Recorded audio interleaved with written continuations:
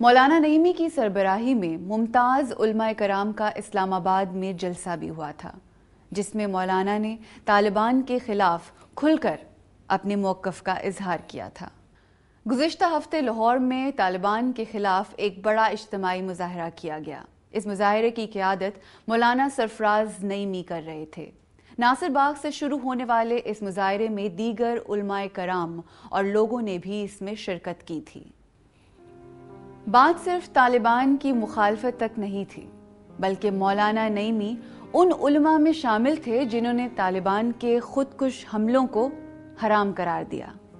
یہ طالبان پر ایک کاری ضرب تھی۔ اس ضرب کے طالبان کو کیا نتائج بھگتنے پڑ سکتے تھے؟ ہمارے علماء اگر اس معاملے میں یک زبان ہو جائیں اور اس ساری جدوجہد کو جو طالبان اسلام کے نام پر کر رہے ہیں لوگوں پر واضح کر دیں کہ یہ جدوجہد دین کے خلاف ہے، یہ قوم کے خلاف ہے، یہ ملت اسلامیہ کے مفادات کے خلاف ہے، تو میں سمجھتا ہوں کہ اس جدوجہد کو بہت نقصان پہنچ سکتا ہے اور اس کے نتیجے میں اسلام کو، ملت اسلامیہ کو بہت سے فوائد حاصل ہو سکتے ہیں۔ خودکش حملے حرام ہیں۔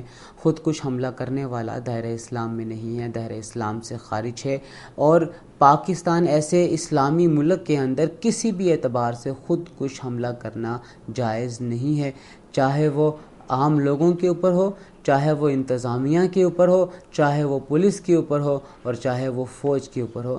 اگر اس قسم کا خودکش حملہ ہوتا ہے، اس کا مطلب یہ ہے کہ معاشرے کے اندر انارکی اور بغاوت کی فضا جنم لے رہی ہے، اور اس انارکی اور بغاوت کی فضا کو ختم کرنے کے لیے حکومت کوئی بھی اقدام اٹھائے تو وہ ٹھیک قدم ہوگا۔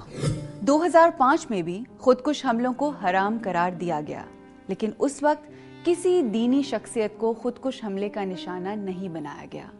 اس دفعہ وہ کیا محرکات ہیں جس کی وجہ سے طالبان نے اتنی تیزی سے خودکش حملوں کو حرام قرار دینے پر رد عمل ظاہر کیا؟ اس سے پہلے وہ مولانا حسن جان جیسی شخصیت کو نشانہ بنا چکے ہیں، اس میں بھی اس کے سوا کوئی جرم نہیں تھا کہ انہوں نے خودکش حملوں کو حرام قرار دیا، اور وہ تو ان کے استاد تھے اور انہی کے مدرسہ فکر سے تعلق رکھتے تھے۔ اس کے باوجود انہیں لکھ کر دھمکی دی گئی۔ ایک جمعے میں انہوں نے اپنا نقطہ نظر جب دوبارہ بیان کیا تو اس کے بعد ان کو شہید کر دیا گیا۔ تو یہ حادثہ اس سے پہلے بھی ایک مرتبہ ہو چکا ہے، یہ دوسرا حادثہ تھا۔ پہلا حادثہ بھی انتہائی دلخراش اور افسوسناک تھا، اور یہ دوسرا بھی۔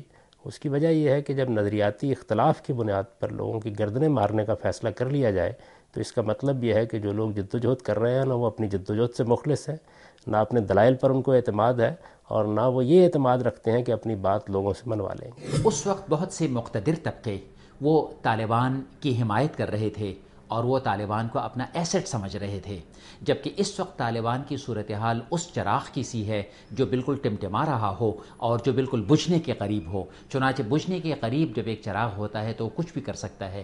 یہی حال ان کا ہے کہ ان کی طرف سے اس طرح کے حملے ہوئے۔ مولانا سرفراز نعیمی کی شہادت پر یہ بھی تبصرہ کیا جا رہا ہے کہ یہ پاکستان میں فرقہ واریت کو ہوا دینے کی کوشش ہے۔ کیا اس تبصرے میں کوئی حقیقت ہے بھی یا نہیں، یا پھر ایسے تبصرے بھی ان لوگوں کی طرف سے پھیلائے جا رہے ہیں جو کہ اسلام کے دشمن ہیں؟ میرا احساس یہی ہے کہ اس میں یہ پہلو بھی موجود تھا، لیکن جس طرح کہ میں اس سے پہلے عرض کر چکا ہوں، یہ اللہ کا بڑا شکر ہے کہ ان کے صاحبزادوں نے بھی، ان کے شاگردوں نے بھی اور باقی قوم نے بھی اس معاملے میں بڑا صحیح رویہ اختیار کیا، اور ادنا درجے میں بھی کوئی ایسی بات نہیں کہی جو اس طرح کے کسی انتشار، اختلاف اور فساد کا باعث بن جائے۔ میں سمجھتا ہوں کہ یہ بھی اس کا ایک ضمنی نقصان ہو سکتا تھا، لیکن اہل سنت والجماعت کے علماء کی انتہائی ہوش مندی کی وجہ سے یہ چیز نہیں بن پایا۔ مولانا سرفراز نعیمی کے دفتر کے باہر کوئی سیکیورٹی گارڈ نہیں تھے۔ ان کے دفتر کے دروازے ہر شخص کے لیے کھلے رہتے تھے، حتیٰ کہ اس حملہ آور کے لیے بھی جس نے اتنے بڑے عالم دین اور دانشور کو شہید کر دیا۔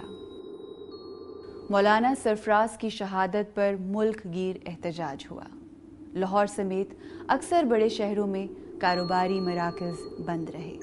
مولانا کی نماز جنازہ میں ہزاروں افراد نے شرکت کی۔ ان کے تابوت کو قومی پرچم میں لپیٹا گیا اور سرکاری اعزاز کے ساتھ ان کی آخری رسومات ادا کی گئیں۔